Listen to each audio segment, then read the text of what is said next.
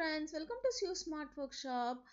Back lining blouse வந்து இந்த மாதிரி நீங்க ஸ்டிட்ச் பண்ணீங்கன்னா finishing நீட்டா இருக்கும். So first வந்து main cloth place பண்ணிட்டு அதுக்கு மேல ஒரு 1.5 inchesக்கு blouse pieceல இருந்து ஸ்ட்ரைட்டா கட் பண்ணி எடுத்துட்டு மூணு பீஸுமே ஒண்ணா இந்த மாதிரி place பண்ணி ஸ்டிட்ச் போட்டுக்கணும்.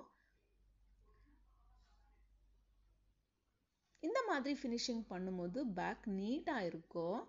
பாருங்க இந்த மாதிரி finishing பண்ணிட்டு அதுக்கு அப்புறமா வந்து lining clothக்கு மேல வந்து இப்படி fold பண்ணி நீங்க stitching போட்டுக்கோங்க. So stitching போடும்போது வந்து lining clothக்கு மேல தான் இருக்கணும் stitching. அதுக்கு அப்புறமா இந்த பார்ட்ல வந்து ஒரு stitch போட்டுக்கோங்க.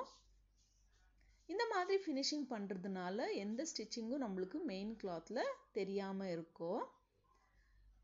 இந்த மாதிரி cloth வந்து ரொம்ப thinனா இருக்குறதுனால bottomல வந்து stiffness கொடுக்கும், fold ஆகாம இருக்கும். அதுக்கு அப்புறமா வந்து lining நீங்க join பண்ணிக்கலாம்.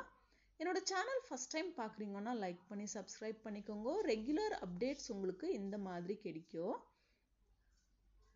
bell பட்டனும் click பண்ணி வெச்சுக்கோங்க. நான் டெய்லி போடுற வீடியோஸ் எல்லாமே வந்து உங்களுக்கு நோட்டிஃபிகேஷன் கிடைக்கும்.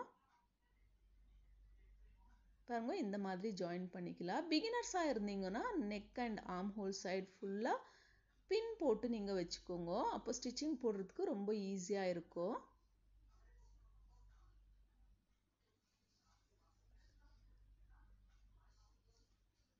எந்த மாதிரி ஸ்டிச்சிங் ஐடியாஸ் வேணும்னு கமெண்ட் பாக்ஸ்ல கமெண்ட் பண்ணுங்க. நான் நெக்ஸ்ட் வீடியோஸ்ல வந்து நான் அப்டேட் பண்றேன்.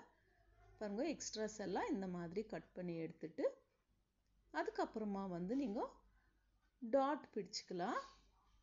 நீட் finishing கிடைக்கும் இந்த மாதிரி ஸ்டிட்ச் பண்றதுனால. Thank you for watching.